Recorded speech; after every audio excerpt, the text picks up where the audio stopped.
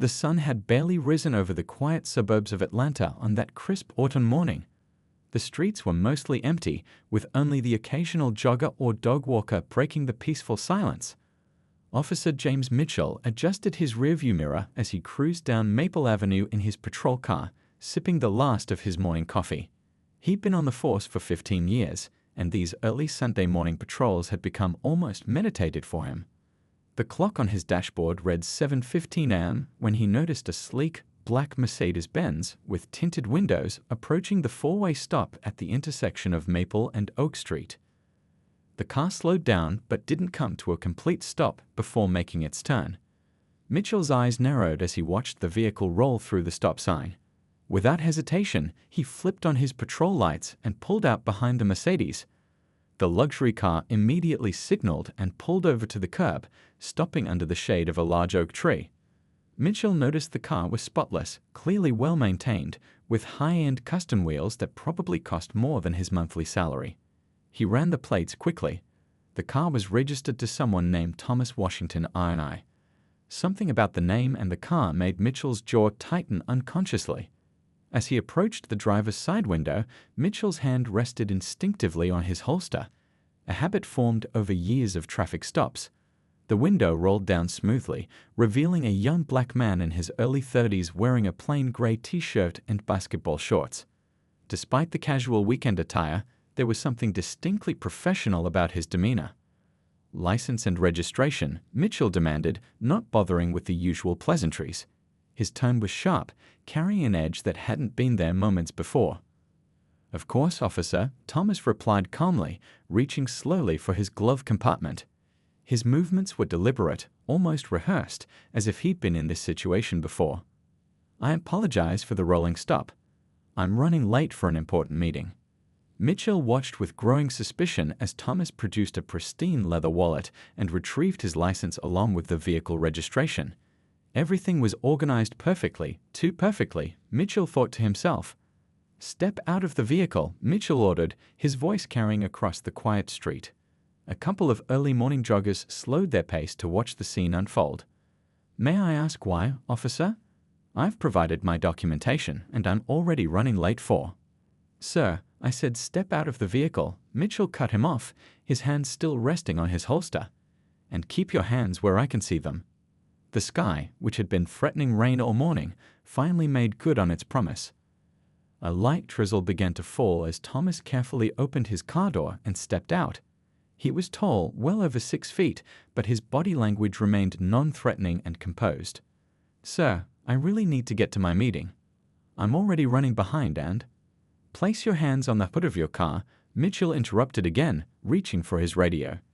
"Dispatch, I'm going to need backup for a vehicle search at Oak and Maple."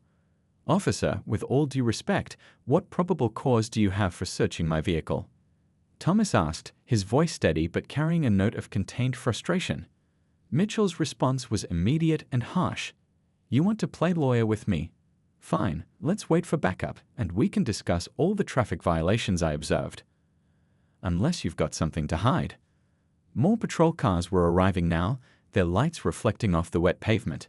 Neighbors were beginning to peek through their curtains at the growing scene. The light drizzle had turned into a steady rain, and Thomas's gray t-shirt was getting soaked as he stood with his hands on the hood of his Mercedes. Mitchell began questioning him with an air of condescension.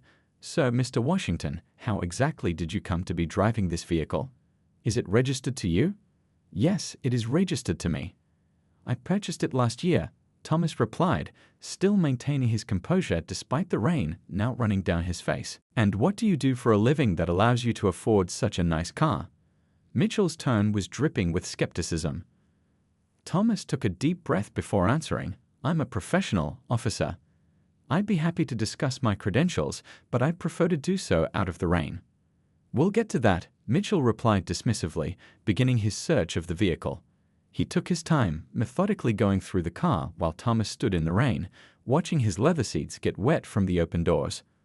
The whole scene had drawn quite an audience now. Some neighbors had even stepped onto their porches, smartphones in hand, recording the incident. Thomas stood perfectly still, his expression neutral, but his eyes held a weight that spoke of years of similar experiences.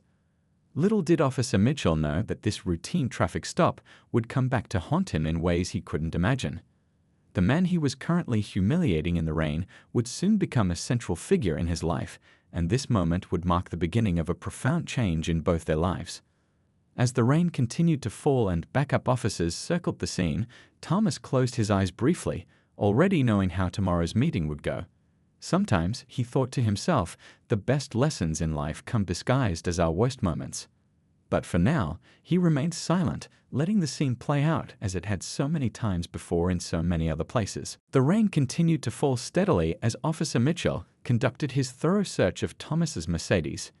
Each passing minute felt like an eternity as Thomas stood there, his clothes now completely soaked. The cold droplets ran down his neck and back, but he remained still, knowing from experience that any movement could be misinterpreted. More patrol cars had arrived on the scene, their red and blue lights creating a dance of colors in the morning rain. The quiet suburban street had transformed into what looked like a major crime scene.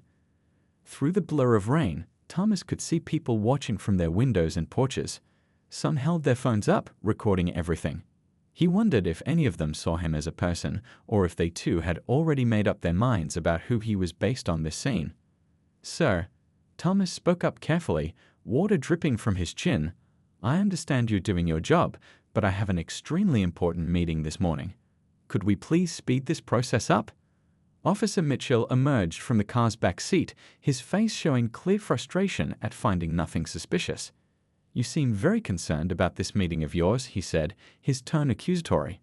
"What's so important that you need to break traffic laws to get there?" Thomas took a deep breath, reminding himself of what was at stake. "It's a professional matter, officer. One that could actually benefit our community." "Our community?" Mitchell scoffed, emphasizing the "our" in a way that made his meaning clear. He walked over to one of the backup officers who had arrived, speaking in low tones while occasionally glancing back at Thomas. A young couple walking their dog crossed to the other side of the street as they passed the scene. Thomas noticed the woman clutching her purse tighter, despite the fact that he was clearly being detained by multiple officers. These small gestures, the crossing of streets, the clutching of purses, the suspicious glances, were all too familiar to him. One of the backup officers approached Thomas, his demeanor slightly more professional than Mitchell's. "Sir, do you have anything in the vehicle we should know about?" "No, officer," Thomas replied patiently. "As I've mentioned, I'm simply trying to get to an important meeting. You're welcome to continue searching, but I assure you you'll find nothing of concern." The morning joggers had stopped completely now, forming small clusters of onlookers. Thomas could hear snippets of their whispered conversations, their speculation about what he must have done to warrant such a response. He noticed one older woman in her bathrobe taking pictures from her front porch, probably for the neighborhood watch group chat. Officer Mitchell returned, flipping through Thomas's license and registration again. "You listed this address in Riverside Heights as your residence," he said, skepticism evident in his voice. Riverside Heights was one of the most exclusive neighborhoods in the city. "How long have you lived there?" "I purchased my home there 2 years ago," Thomas replied, his voice level despite the growing discomfort of his wet clothes clinging to his skin. "You're welcome to verify that information." Mitchell walked around Thomas slowly, his boots splashing in the growing puddles.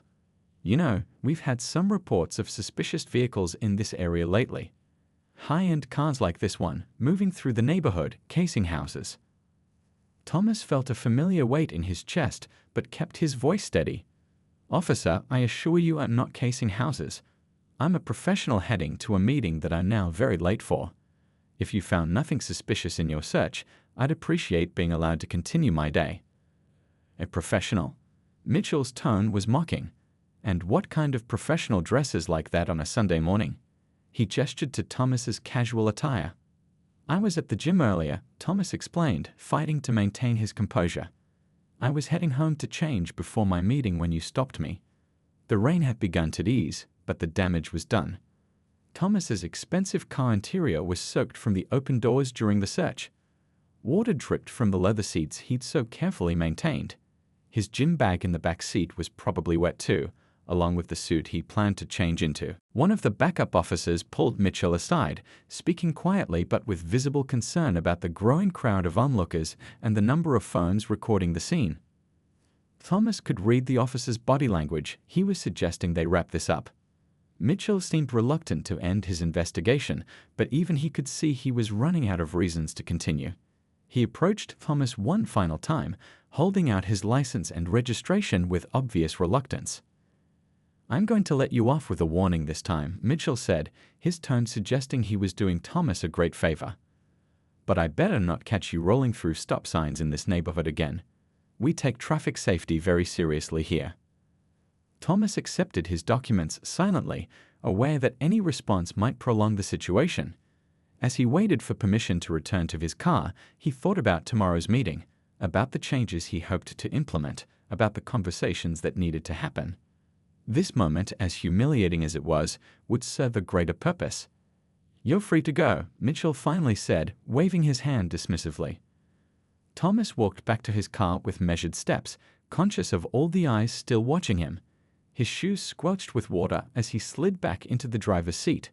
The center console was wet, and his documentation was slightly damp as he carefully placed it back in the glove compartment. As he started his car, Thomas caught Officer Mitchell's reflection in his rearview mirror. The officer was still watching him, hands on his belt, feet planted firmly in a stance of authority. Thomas wondered what Mitchell would think when they met again tomorrow, in very different circumstances. The backup units began to disperse as Thomas pulled away from the curb, driving exactly at the speed limit. The neighbors gradually returned to their Sunday morning routines, already composing social media posts and messages about the excitement they'd witnessed. But Thomas's mind was on tomorrow, on the opportunity for change that lay ahead. He glanced at his watch. He'd have to skip going home to change. He'd attend his meeting in his gym clothes, soaking wet, and let his appearance tell part of the story he needed to share. Sometimes, he thought, the most powerful messages don't need words at all. Monday morning arrived with bright sunshine, a stark contrast to yesterday's rain. Officer Mitchell walked through the police department's main entrance, adjusting his freshly pressed uniform.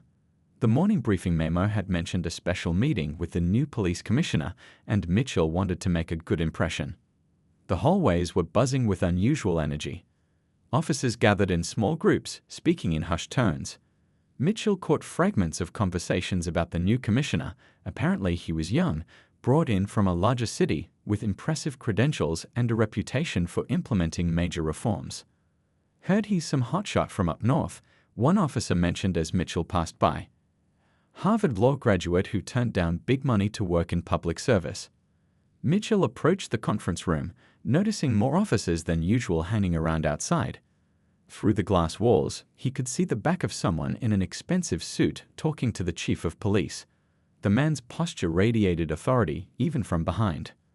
"All right, everyone in," the chief called out, opening the conference room door. "Commissioner wants to meet everyone personally."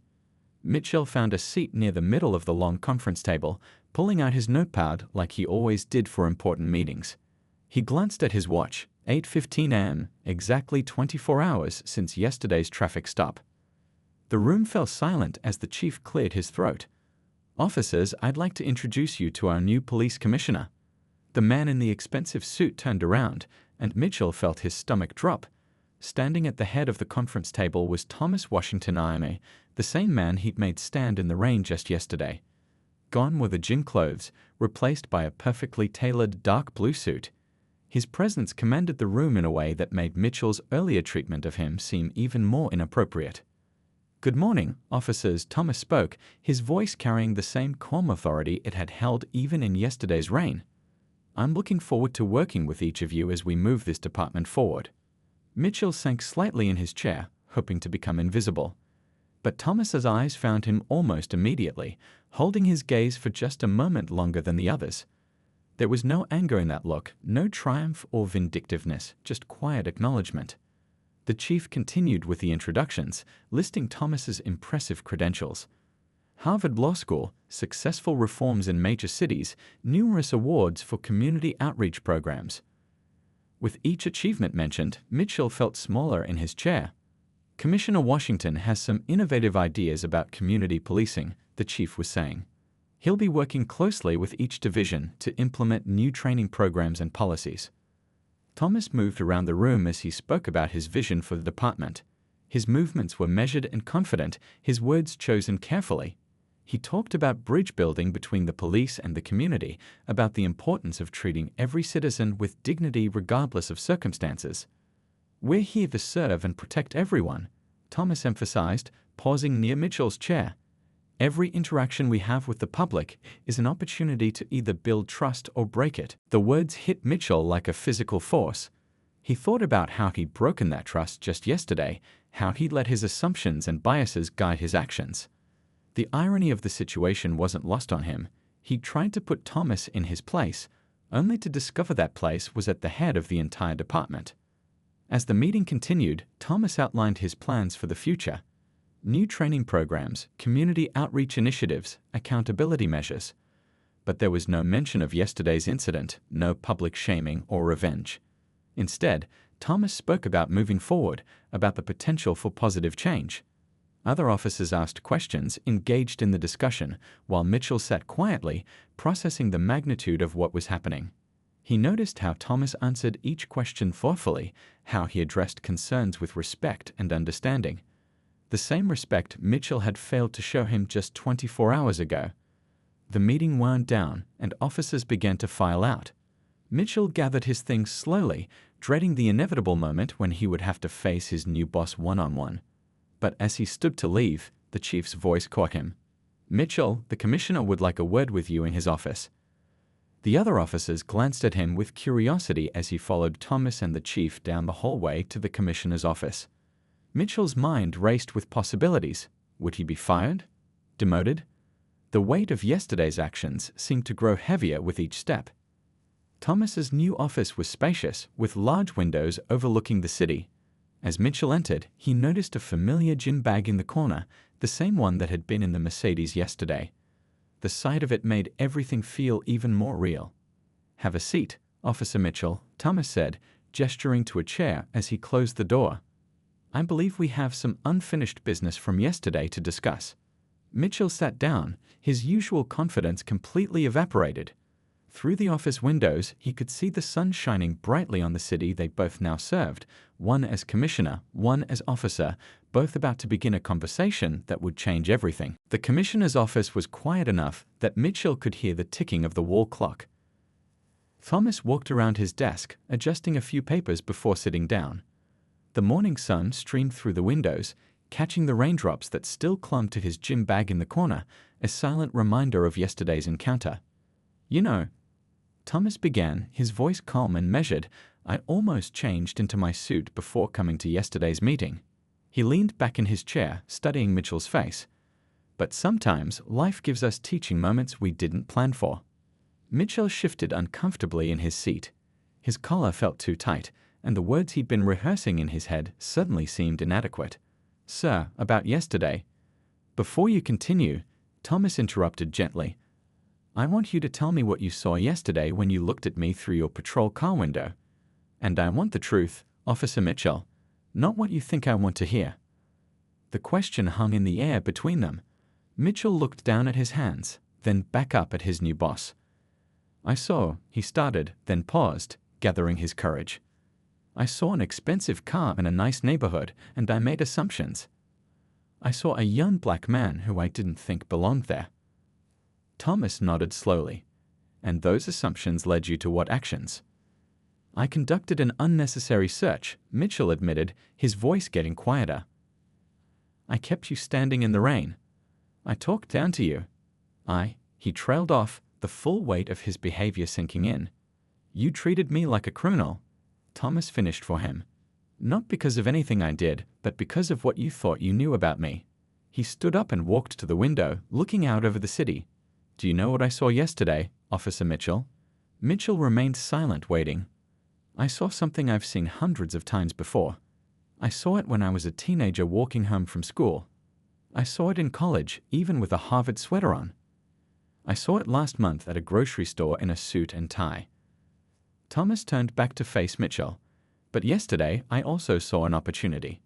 He reached for a folder on his desk and opened it. Inside were printed screenshots from social media, neighbors' photos and videos of yesterday's incident. "These are already circulating in community groups. People are angry, demanding action." They want you disciplined, maybe even fired. Mitchell felt his stomach tighten. His entire career flashed before his eyes. But that's not why I'm here, Thomas continued. I didn't take this job to punish officers. I took it to change how we police our communities. He sat back down, leaning forward. Tell me, Officer Mitchell, in your 15 years on the force, how many times have you made similar assumptions? Be honest. Mitchell thought about all the traffic stops, all the random searches, all the times he'd acted on what he'd called instinct but was something else entirely. Too many times, he admitted quietly. And how many of those people were doctors, lawyers, teachers, or business owners? How many were fathers rushing home to their kids, or students late for class? How many times did you never find out because you'd already decided who they were? The questions weren't accusatory. They were thoughtful, designed to make Mitchell reflect. And they hit their mark. I have a proposition for you, Thomas said, pulling out another folder. Instead of disciplinary action, I want you to work directly with me on our new community outreach program. You'll be my liaison with the patrol officers. You'll help design and implement our new training protocols. Mitchell looked up, surprised. Sir, sometimes the best person to teach others about bias is someone who's confronted their own, Thomas explained. This isn't a punishment, Officer Mitchell. It's an opportunity for you, for this department, and for our community. He slid a document across the desk. It outlined a 6-month program, community meetings, ride-alongs with officers from different backgrounds, training sessions with community leaders. Why? Mitchell asked, genuinely puzzled. Why give me this chance after how I treated you? Thomas smiled slightly. Because yesterday, standing in the rain, I made a decision. I could either use that moment to punish one officer, or I could use it to change an entire department. He paused, making sure his words landed. The question is, Officer Mitchell, are you willing to be part of that change? Mitchell looked down at the program outline, then back at Thomas. The same man he humiliated yesterday was now offering him a chance at redemption, at growth. The irony wasn't lost on him. It won't be easy, Thomas continued. You'll hear stories that will make you uncomfortable. You'll have to confront things about yourself that you might not like. But if you're willing to do the work, you could help make sure what happened yesterday doesn't happen to someone else tomorrow. The morning sun had risen higher now, filling the office with warm light. Mitchell looked at the gin bag in the corner one more time, thinking about choices and consequences, about rain and redemption. When do we start? He asked finally. Thomas smiled. A real smile this time, reaching his eyes. We already have.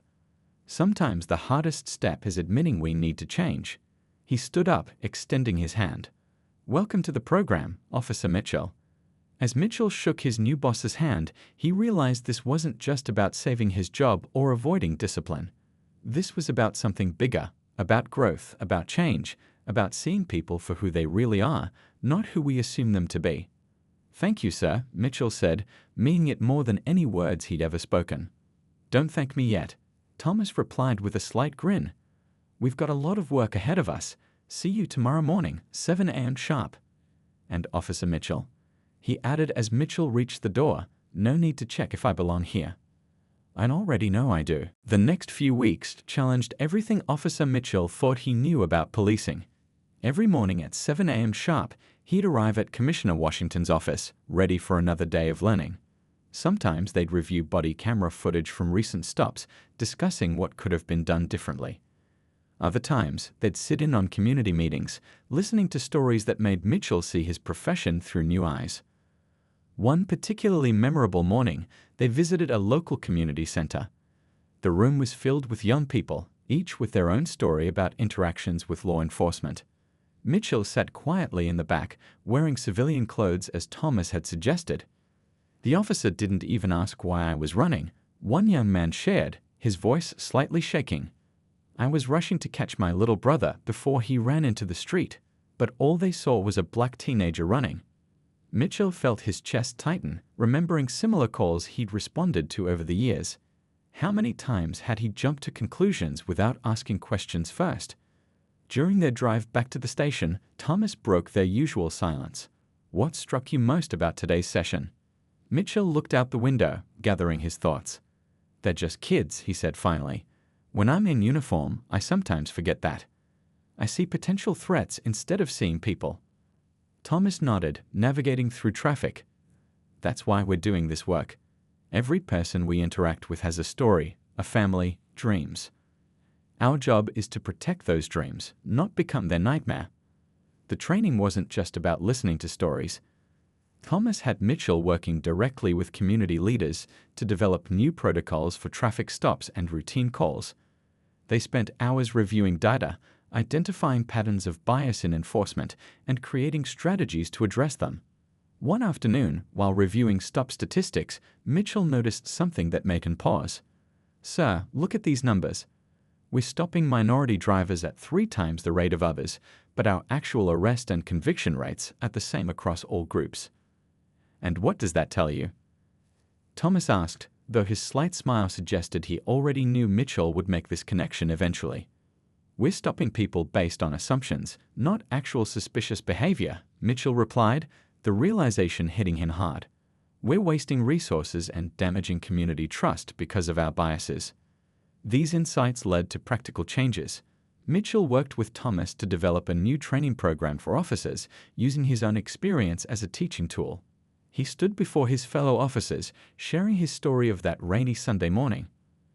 "I thought I was doing my job," he told them during one session. "But I was letting prejudice guide my actions instead of proper procedure, and I would have missed the opportunity to learn from an incredible leader if he hadn't chosen to teach rather than punish." Not everyone was receptive to the changes at first. Some officers resisted, claiming they were being asked to compromise their safety or effectiveness. "You're going soft, Mitchell," one veteran officer commented during a training session. "Next you'll tell us we need to ask permission before making arrests." Mitchell met the challenge head-on. "It's not about going soft. It's about being smart. When we build trust with our community, we get better intelligence, more cooperation, and ultimately, we're all safer." The turning point came during a ride-along program Thomas had initiated. Officers were paired with community members for their regular patrols, seeing the neighborhood through each other's eyes. Mitchell was paired with an elderly gentleman who had lived in the area for 50 years. "You know," the man said as they drove through his neighborhood, "this is the first time I've been in a police car without handcuffs. First time I felt like maybe things really could change." Those words stayed with Mitchell long after the ride-along ended. That night, he pulled out his old patrol logs, reading through years of stops and arrests with new eyes. How many opportunities for understanding had he missed? How many chances to make a real difference had he overlooked? 3 months into the program, Thomas invited Mitchell to join him at a town hall meeting. The same community members who had once shared stories of harassment and fear were now talking about positive interactions with officers. Small changes were adding up to significant improvements. "Officer Mitchell," a young woman approached him after the meeting, "you were the one who stopped my brother last week when his tail light was out." Mitchell tensed, remembering the stop. "Thank you for explaining how to get it fixed and giving him a warning instead of a ticket. He couldn't afford a fine right now." These moments of connection, of seeing the human impact of their work, transformed Mitchell's approach to policing. He began to measure success not by the number of tickets issued or arrests made, but by the relationships built and trust restored. One rainy morning, similar to that fateful Sunday, Mitchell found himself making another traffic stop. As he approached the car, he remembered Thomas's words about every interaction being an opportunity to either build trust or break it. The driver was nervous, gripping the steering wheel tightly. "Good morning," Mitchell said, his tone respectful and professional. "I noticed your brake light is out. Let me show you which one it is so you can get it fixed." The driver's relief was visible, and the interaction ended with a warning and a thank you instead of a ticket and resentment. Back at the station, Thomas watched from his office window as Mitchell helped implement the new protocols they developed together. The officer who had once embodied the problem was now becoming part of the solution. "You know," Thomas said during one of their morning meetings, "that day in the rain, I saw something in you even then." "What could you possibly have seen?" Mitchell asked, genuinely curious. "I saw someone who was doing what they thought was right, even if they were wrong about what right looked like. That's why I knew you could change. Sometimes the strongest advocates for change are the ones who've experienced it themselves." Those words stayed with Mitchell long after the ride-along ended. That night, he pulled out his old patrol logs, reading through years of stops and arrests with new eyes. How many opportunities for understanding had he missed? How many chances to make a real difference had he overlooked? 3 months into the program, Thomas invited Mitchell to join him at a town hall meeting. The same community members who had once shared stories of harassment and fear were now talking about positive interactions with officers. Small changes were adding up to significant improvements. Officer Mitchell, a young woman, approached him after the meeting. "You were the one who stopped my brother last week when his tail light was out."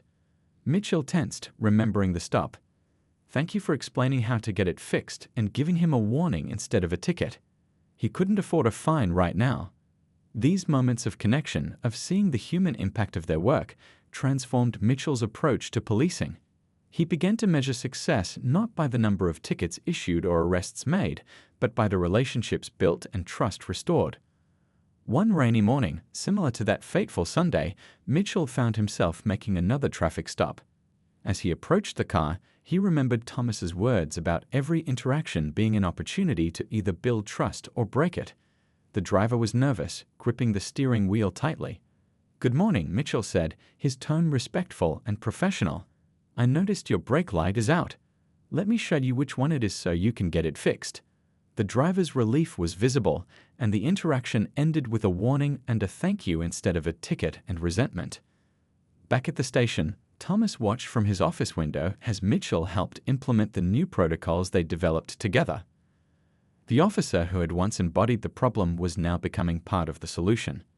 "You know," Thomas said during one of their morning meetings, "that day in the rain, I saw something in you even then." "What could you possibly have seen?" Mitchell asked, genuinely curious. "I saw someone who was doing what they thought was right, even if they were wrong about what right looked like. That's why I knew you could change. Sometimes the strongest advocates for change are the ones who've experienced it themselves." 6 months had passed since that rainy Sunday morning. The police department's break room buzzed with morning chatter as Officer Mitchell prepared for another day of training. He was no longer just a participant in the program, he had become one of its leading voices. "I used to think being a good cop meant showing authority," he told the group of new officers gathered around him. "Now I know it's about showing humanity." The fresh-faced recruits listened intently, some taking notes as Mitchell shared real examples from his own journey. One young officer raised his hand. "But what about our safety? We can't just let our guard down, can we?" Mitchell smiled, remembering how he used to think the same way. "Being respectful doesn't mean being careless," he explained. "In fact, treating people with dignity often makes our job safer. When people feel respected, they're more likely to cooperate." The morning light streamed through the windows as Mitchell pulled up bodycam footage on the large screen. It showed a recent traffic stop he conducted, a perfect teaching moment. "Watch how this interaction unfolds," he said, playing the video. The footage showed Mitchell approaching a car, maintaining a professional but friendly demeanor. The driver was clearly nervous, but Mitchell's calm approach helped ease the tension. "See how different this is from how I used to handle stops." Commissioner Washington stood quietly in the doorway, observing the session. He remembered that first morning in his office, wondering if Mitchell would truly embrace the opportunity for change. Now, seeing him teach others, Thomas knew he'd made the right choice. Later that afternoon, Mitchell sat in on a community advisory board meeting. Many faces in the room were familiar now. People who had once shared stories of negative encounters with police were now working alongside officers to build better relationships. "The difference in the past 6 months has been remarkable," one community leader said. "Officers are stopping to talk with our kids, getting to know families. They're becoming part of the community instead of just policing it." Mitchell thought back to all the small changes that had led to this moment. The department had revised its training protocols, emphasizing de-escalation and community engagement. Traffic stop procedures now focused on safety and education rather than intimidation. Officers were encouraged to spend time walking their beats, talking to residents, and understanding neighborhood concerns. During his patrol that afternoon, Mitchell spotted a group of teenagers playing basketball in a local park. 6 months ago, he might have driven past, watching them suspiciously. Today, he parked his car and walked over. "Need one more player?" he asked, removing his radio. The teens looked surprised at first, then grinned and waved him onto the court. As they played, Mitchell learned their names, their dreams, their concerns about the neighborhood. This wasn't just community policing, it was building genuine connections. Back at the station, Mitchell found a note on his desk asking him to meet with Commissioner Washington. Walking into the familiar office, he noticed the gym bag was still in the corner, a constant reminder of where their journey had begun. "Your training session this morning was impressive," Thomas said, gesturing for Mitchell to sit. "You've come a long way from that Sunday morning."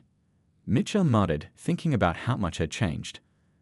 "I keep that morning in mind every time I put on the uniform," he admitted. "It reminds me why this work matters."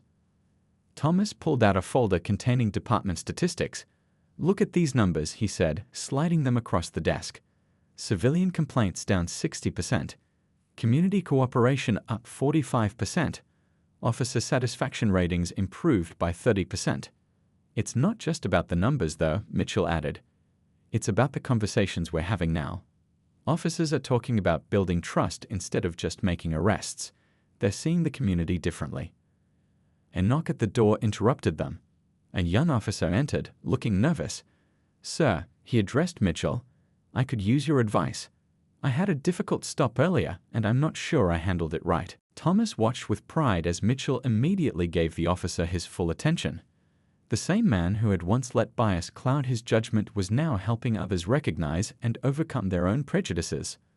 Later that evening, as Mitchell prepared to end his shift, he passed by the spot where he'd stopped Thomas 6 months ago. The rain had long since washed away any trace of that morning, but its impact remained, not as a source of shame, but as a catalyst for change. On his way home, Mitchell stopped at the community center where they'd held their first listening session. A youth program was just letting out, and several kids waved to him as they left. They knew him by name now, not just as a uniform to fear. "Officer Mitchell," one of the program coordinators called out, "would you consider speaking at our career day next week? The kids would love to hear your story." Standing there, watching the sunset paint the sky in shades of orange and pink, Mitchell realized something profound. His transformation wasn't just about becoming a better officer, it was about becoming a better person. The badge he wore meant something different now. It wasn't just a symbol of authority, it was a commitment to serve, to protect, and most importantly, to understand. As he drove home, Mitchell thought about all the officers he'd trained, all the community members he'd connected with, all the small moments that had added up to real change. He thought about Thomas Washington, who had seen potential for growth where others might have seen only reason for punishment. The next morning's shift would bring new challenges, new opportunities to put these lessons into practice. But Mitchell was ready. He had learned that true strength wasn't about power or control, it was about having the courage to change, to admit mistakes, and to help others learn from them. 1 year had passed since that rainy Sunday morning. The police department's main conference room was packed with officers, community leaders, and local media. Commissioner Washington stood at the podium, preparing to share the results of their year-long reform program. Officer Mitchell sat in the front row, his uniform crisp and neat, remembering how different things had been just 12 months ago. The same room where he'd first discovered Thomas was his new boss now held the fruits of their shared journey. "When I took this position," Thomas began, his voice carrying across the hushed room, "I had a vision of what this department could become. But visions mean nothing without people willing to turn them into reality." He paused, looking directly at Mitchell. "Today, we're here to share not just statistics, but stories of real change." The presentation screen behind him displayed the numbers. Civilian complaints down by 75%, community cooperation up by 70%, officer morale improved by 60%. But it was the personal stories that really captured everyone's attention. A local business owner stood up to speak. "Last year, I used to tell my son to avoid the police at all costs. Now he wants to be one. That's how much things have changed." Mitchell thought back to all the small moments that had led to this day. The morning coffee chats with neighborhood residents, the basketball games with local teens, the community meetings where officers and citizens actually listened to each other. Real relationships had replaced fear and suspicion. But perhaps the most powerful example, Thomas continued, comes from one of our own. "Officer Mitchell, would you join me up here?" As Mitchell walked to the podium, he caught glimpses of familiar faces in the audience. The teenagers from the park basketball games, the community center coordinator, even some people he'd stopped for traffic violations who now smiled and nodded in recognition. A year ago, Mitchell began, his voice steady but humble. I was part of the problem. I let bias guide my actions instead of seeing people as people. He looked around the room. But thanks to Commissioner Washington's leadership and this community's willingness to give us a chance to change, I learned to be a different kind of officer. The room was silent as Mitchell shared some of his experiences from the past year. He told them about the young man he helped get into the police academy, the elderly woman whose grocery shopping he now assisted every Wednesday, the local kids who had started waving to patrol cars instead of running from them. Last week, he continued, I responded to a call about a suspicious person in a wealthy neighborhood. A year ago, I might have rushed in with assumptions. Instead, I found out it was a college student who'd lost his house key and was waiting for his parents. Mitchell paused. He looked a lot like Commissioner Washington did that Sunday morning. Thomas stepped forward, placing a hand on Mitchell's shoulder. Change isn't just about new policies or procedures, he addressed the room. It's about people willing to look in the mirror, acknowledge their mistakes, and do the hard work of becoming better.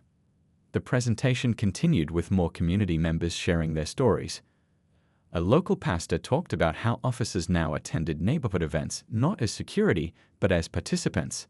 A school principal described how the police mentorship program had transformed relationships with local youth. Near the end of the ceremony, Thomas unveiled the department's new training program, which would be shared with other cities across the country. What started as one incident in the rain, he said, has grown into a model for police departments nationwide. After the presentation, Mitchell found himself surrounded by fellow officers and community members. A young rookie approached him, looking nervous. Sir, how did you do it? How did you change so completely? Mitchell thought carefully before answering. I stopped seeing the badge as something that set me apart from the community and started seeing it as something that connected me to it. The uniform doesn't make us different, it just gives us a greater responsibility to serve. Later that evening, Mitchell and Thomas stood in the parking lot where their story had begun 1 year ago. The setting sun cast long shadows across the pavement, but unlike that rainy morning, there was no tension in the air. You know, Thomas said, looking at the spot where he'd once stood in the rain, when I took this job, people told me I couldn't change a department's culture. That bias was too deeply rooted. Mitchell nodded, understanding. They didn't count on one person's change inspiring others. That's the thing about transformation, Thomas replied. It's like dropping a stone in a pond. The ripples keep spreading, touching lives we never even knew we'd reach. As they walked back to their cars, they passed a patrol car stopping to help a stranded motorist. The officer was handling the situation with respect and kindness, exactly the way they'd taught in the new training program. Look at that, Mitchell said, smiling. A year ago, that might have gone very differently. Thomas watched the interaction with satisfaction. This is how we build trust, one interaction at a time, one officer at a time, one community at a time. The next morning, Mitchell started his patrol as usual, but everything felt different. The weight of his badge reminded him not of authority, but of responsibility. Each person he encountered wasn't a potential threat, but a member of his community. As he drove through his patrol area, he spotted a familiar face, the elderly gentleman from his first ride along, walking with his grandchildren. They waved, and Mitchell stopped to chat. This wasn't just community policing anymore, this was community building. The morning sun shone brightly, no rain in sight, as Mitchell continued his patrol. He thought about how one moment of humiliation had led to a year of transformation, not just for him, but for an entire department and community. Sometimes, he realized, the best lessons come from our hottest moments, and the biggest changes start with one person willing to learn from their mistakes.